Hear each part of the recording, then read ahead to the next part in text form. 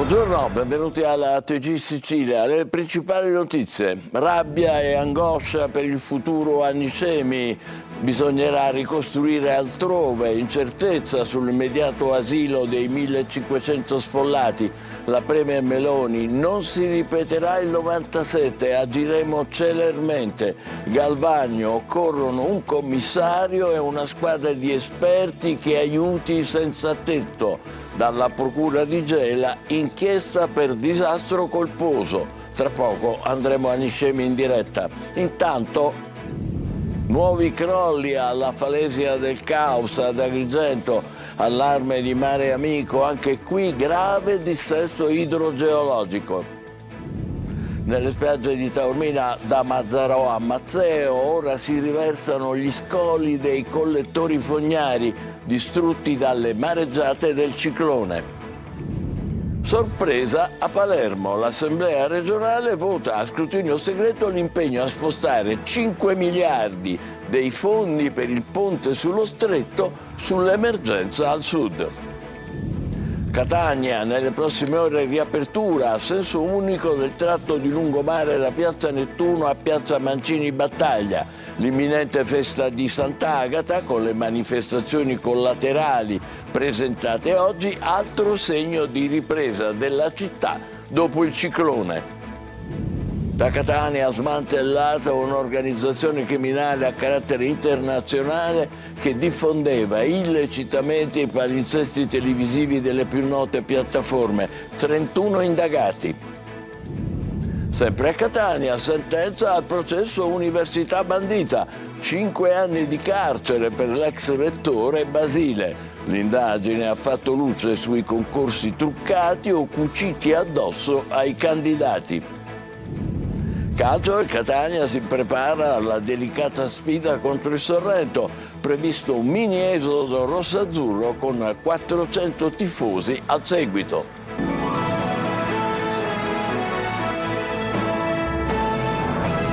Ancora ben trovati, andiamo subito a Niscemi, dove oggi è andata la Premier Meloni, che ha sorvolato i luoghi della frana e ha partecipato a un vertice in comune. In diretta, linea a Gerry Italia. Sì, siamo qui in diretta dalla piazza di Niscemi al quarto giorno dalla frana che domenica ha praticamente isolato la città di Niscemi. Oggi è stato il giorno della Premier Giorgia Meloni, come giustamente dicevi all'inizio. La Premier è arrivata un po' a sorpresa, non se l'aspettava quasi nessuno. Intorno alle 10:30 prima ha fatto un sorvolo della zona della frana in elicottero assieme al capo della Protezione Civile siciliano e al sindaco Massimiliano Conti, per rendersi conto proprio visivamente di quello che è oggi il fronte della frana, un fronte della frana di 4 km, di oltre 4 km, con una profondità che oggi ha raggiunto i 50 metri, quindi una situazione veramente complicata. La Premier poi si è recata in municipio, ha preferito non incontrare i giornalisti, è salita direttamente in municipio dove ha incontrato il prefetto Messina e il sindaco Massimiliano Conti, con lei anche il presidente dell'Ars Gaetano Galvagno e i parlamentari Bonelli e Lavardera. È stato un lungo incontro, la Premier si è fatta spiegare passo dopo passo, anche attraverso la cartografia, quello che era successo in questi giorni e quello che sta succedendo in questi giorni, e uscendo ha garantito al sindaco non si ripeterà quello che è successo nel 1997, quando una frana simile sostanzialmente inghiottì il quartiere Sante Croci, che anche in questa frana purtroppo è ancora una volta coinvolto. La Premier ha detto: stanzieremo immediatamente i fondi e gli interventi saranno immediati. Si sono salutati con il sindaco con la promessa di rivedersi nei prossimi giorni. Venerdì intanto arriverà il ministro Nello Musumeci, ha già promesso di essere qui venerdì, mentre oggi pomeriggio ci sarà la vice ministra all'ambiente Gava, sempre per fare un sopralluogo sul luogo della frana. Stamattina, come vi dicevo, questo incontro istituzionale, abbiamo provato a sentire la Premier, ma ha preferito non rilasciare dichiarazioni direttamente ai giornalisti, mentre invece le dichiarazioni ce l'ha rilasciate il presidente dell'Ars Gaetano Galvagno, che ha detto della necessità di istituire immediatamente un tavolo solo ed esclusivamente per Niscemi. Sentiamo cosa ci ha detto. la situazione è una situazione, attenzione, che è molto differente dalla questione relativa all'emergenza, relativa al ciclone e all'uragano. Niscemi deve essere considerata una cosa a parte, Niscemi dovrà avere probabilmente una struttura commissariale a parte, perché qui, a differenza degli altri posti dove ci sono certamente ingenti danni, c'è anche una questione relativa a degli evacuati, quindi servirà un team di psicologi, servirà un team di persone che possano sostenere quelle persone che sono evacuate. Tutto questo deve essere fatto nel più breve tempo possibile. Per ora dobbiamo noi cercare le soluzioni e non andare a capire necessariamente di chi è la colpa. Intanto dobbiamo agire e dobbiamo aiutare la gente. Questo era il presidente Gaetano Galvagno. Nel frattempo oggi è arrivata anche la notizia che la procura di Gela, con il procuratore capo Salvatore Vella, ha aperto un fascicolo per disastro colposo proprio qui sulla questione Niscemi. Ovviamente il fascicolo è a carico di ignoti, ma la procura vuole attenzionare quanto successo qui a Niscemi e capire se c'erano le condizioni per poter evitare un disastro del genere.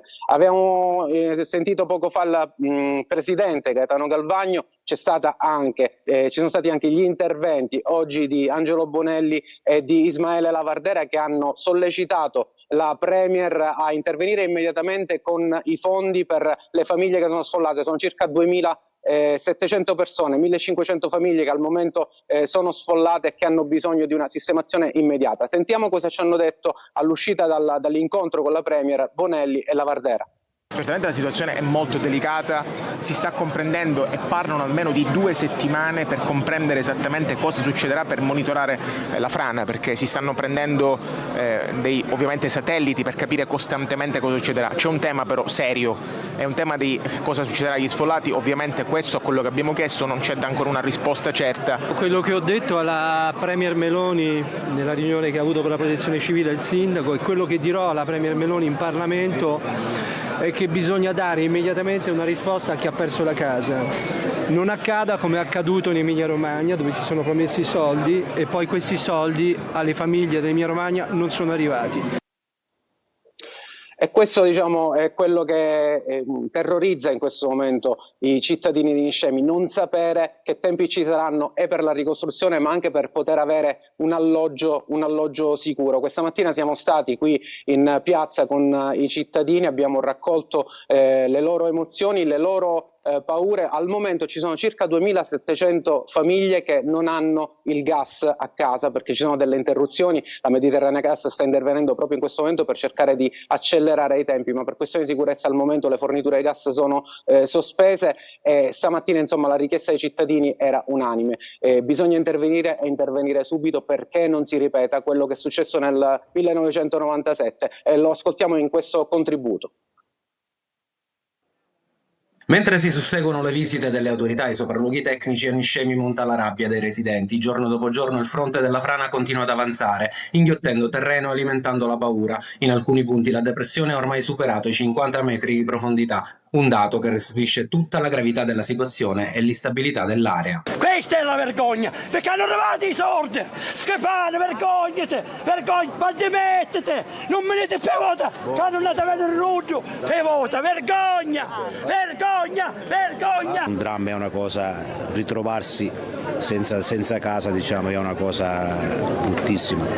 Speriamo che praticamente faranno quello che è giusto fare, diciamo. Intanto sono circa 2.700 le persone rimaste senza fornitura di gas, un disagio pesante soprattutto per le famiglie e per chi vive nelle zone più colpite. In queste ore la Mediterranea Gas è impegnata in numerosi interventi di messa in sicurezza delle condotte con l'obiettivo di ripristinare il servizio nel più breve tempo possibile. A confermarlo il sindaco di Niscemi, Massimiliano Conti. Già stiamo lavorando da ieri di notte al gas per ripristinare il gas, ci sono delle squadre notturne che stanno lavorando, ma stanno lavorando anche di giorno e quindi a breve ripristiniamo anche il gas.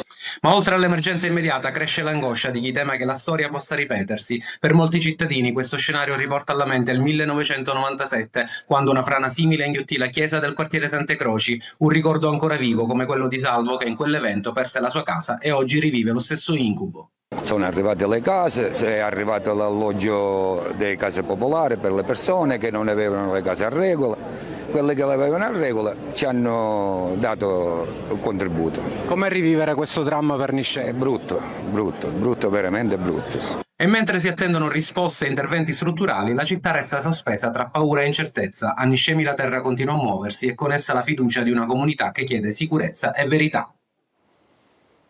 Intanto ci sono altri crolli, questa volta alla Falesia del Caos ad Agrigento. Mariamico denuncia anche qui grave dissesto idrogeologico a monte. Le barriere Frangiflutti non fermano i cedimenti. Davide Sardo. Crolli continui, un fronte instabile che arretra giorno dopo giorno e una collina che rischia di cedere definitivamente. E allarme che arriva dalla Falesia del Caos ad Agrigento, dove da anni la situazione Mariamico documenta una situazione sempre più critica. Non è solo il mare ad erodere la costa, ma soprattutto il dissesto idrogeologico che agisce a monte della Falesia. La collina del Caos che crolla non è una novità per Agrigento. La regione siciliana sta intervenendo per cercare di bloccare l'erosione costiera con l'immissione di massi frangiflutti, ma il problema alla collina del Caos è a monte per il dissesto idrogeologico e la mancata reggimentazione delle acque. La regione siciliana è intervenuta con la realizzazione di barriere frangiflutti che hanno ampliato le spiagge, ma i crolli proseguono.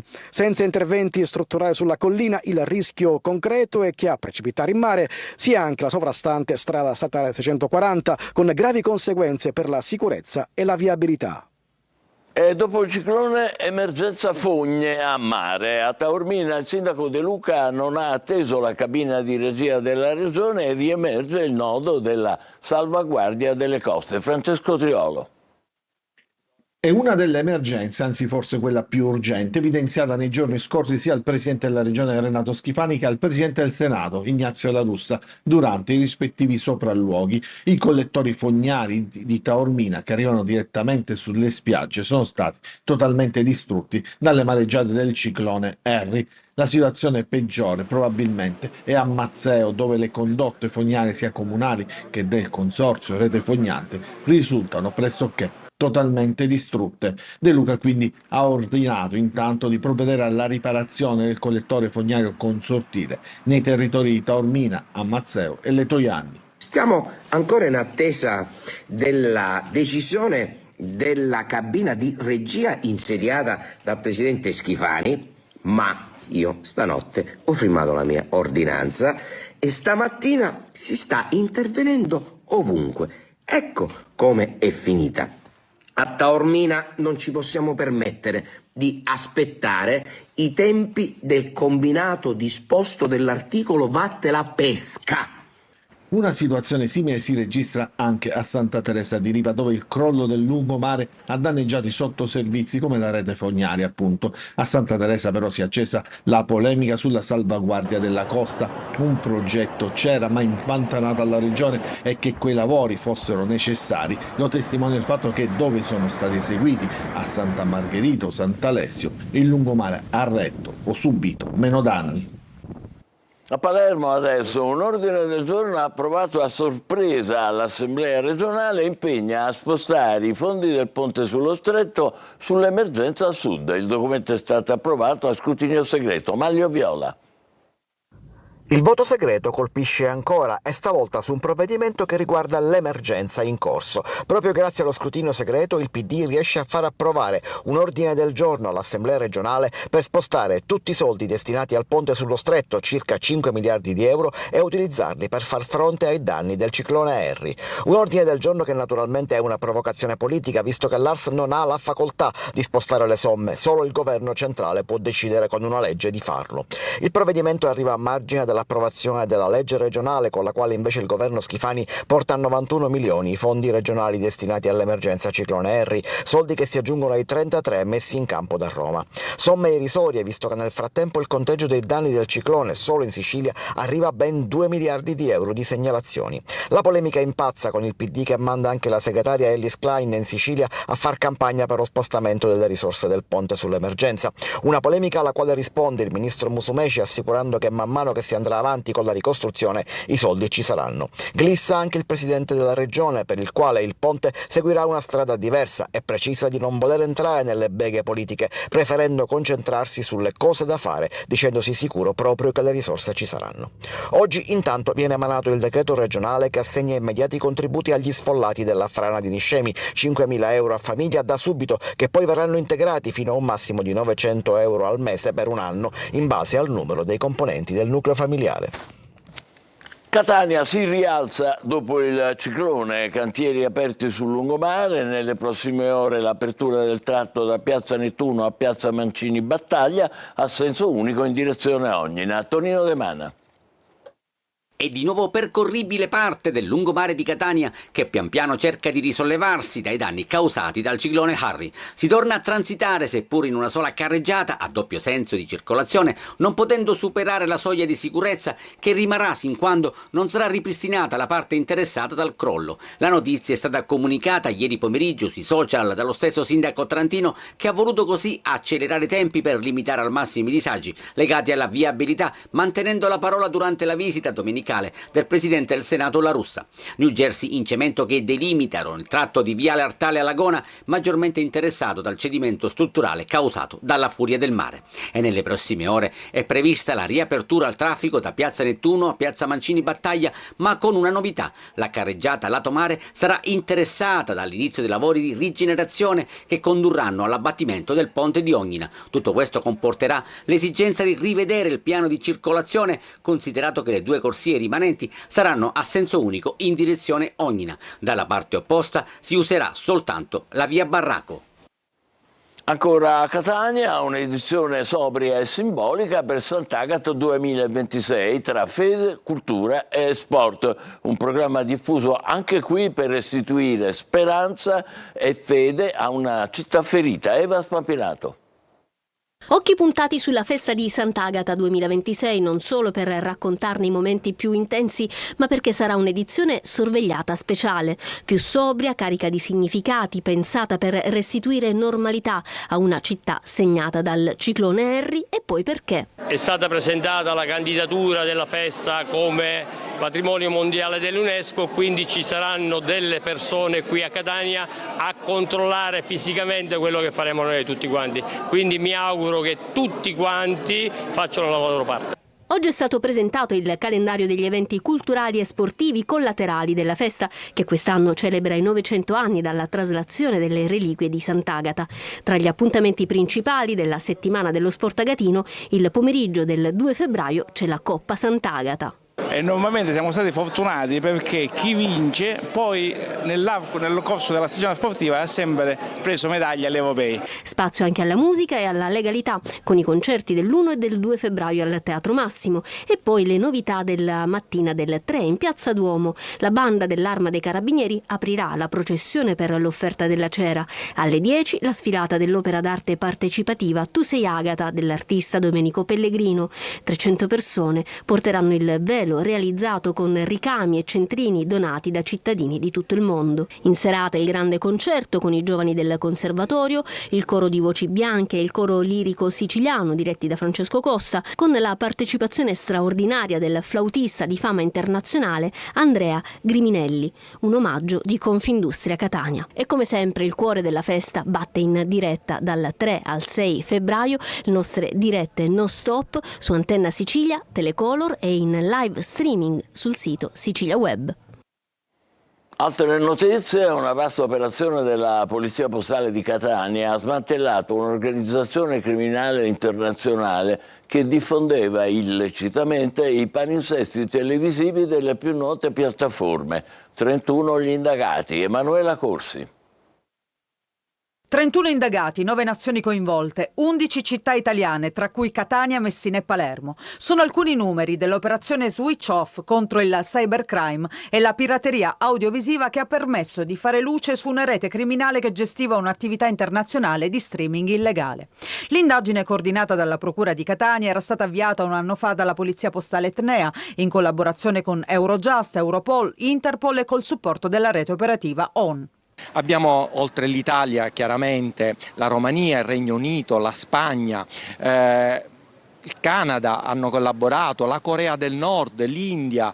Abbiamo sequestrato dei server anche in alcuni paesi africani. L'organizzazione criminale a carattere transnazionale offriva agli utenti abbonamenti illegali da 10-12 euro mensili per seguire palinsesti live e contenuti on demand protetti da diritti televisivi delle più note piattaforme nazionali e internazionali come Sky, DAZN, Mediaset, Amazon Prime, Netflix, Paramount e Disney Plus, realizzando profitti illegali per oltre 1 milione di euro al mese. Di contro, per i titolari dei diritti, le perdite ammontavano tra i 6 e gli 8 milioni di euro mensili. Siamo di fronte ad un fenomeno su ampia scala, una vera e propria industria criminale che prevede milioni di investimento con ricavi per milioni di euro. Adesso si cercano gli utenti che hanno alimentato questa industria criminale sottoscrivendo questi abbonamenti illegali, che riceveranno sanzioni da migliaia di euro.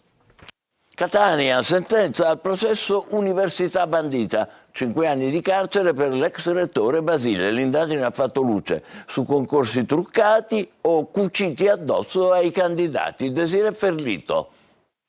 5 anni di reclusione per l'ex rettore dell'Università di Catania Francesco Basile, alla fine del processo di primo grado per l'inchiesta Università Bandita.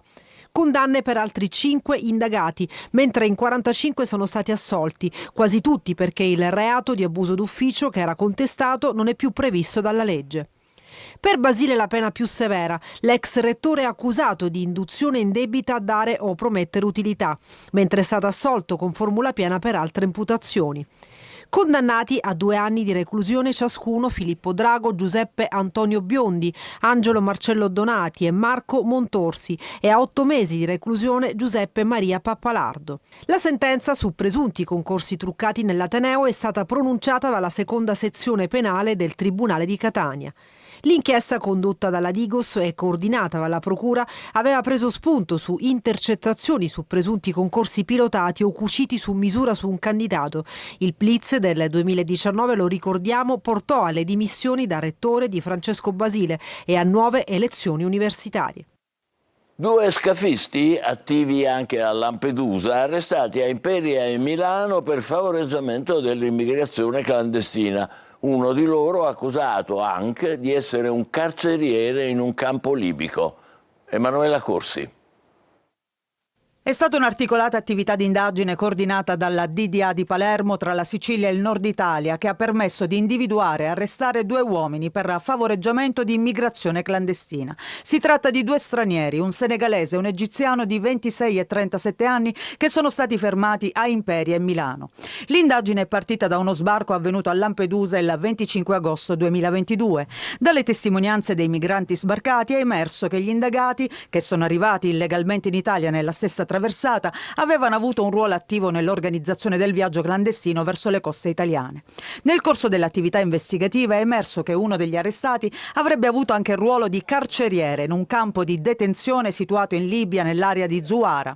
In particolare sarebbe stato l'autore di gravi violenze fisiche e psicologiche nei confronti dei migranti detenuti, finalizzate sia al mantenimento dell'ordine all'interno della safe house che all'estorsione di denaro dalle famiglie per velocizzare il loro imbarco verso il territorio italiano. Una terza persona è ancora ricercata in campo internazionale. Breve pausa, tra poco per il calcio. Il centrocampista Di Noia ci parlerà della partita del Catania sabato contro il Sorrento. State con noi.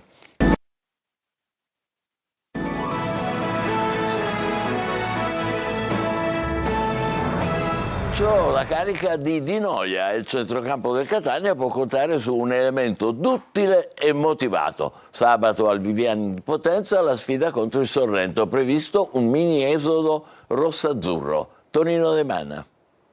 Contro il Cosenza è stata una grande emozione per me giocare in uno stadio così pieno. Dallo spezzone di gara contro il Cosenza ad un possibile impiego contro il Sorrento, Giovanni Di Noia, uno degli ultimi innesti, è già carico con un concentrato di emozioni e ambizioni. Per la corsa alla Serie B e il testa a testa con il Benevento ci vorrà l'apporto di tutti, di un gruppo che cresce di giorno in giorno e dei tifosi che mai hanno fatto mancare il loro sostegno. E sarà anche così al Viviani di Potenza nel match di sabato contro il Sorrento, con un mini esodo che potrebbe potrebbe vedere la partenza dalla Sicilia di almeno 400 sostenitori di fede rossazzurra.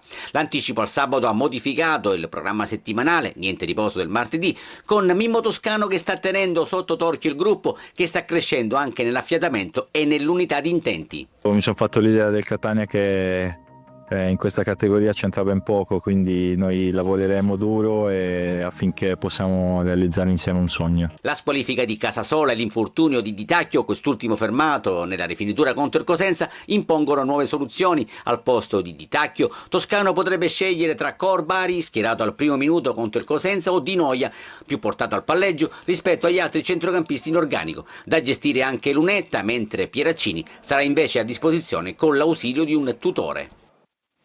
E in chiusura vi ricordo l'appuntamento con il sindaco di Catania su Telecolor dopo il TG delle 14 alle 14.30, l'appuntamento in diretta con Trantino. A presto, buon pomeriggio.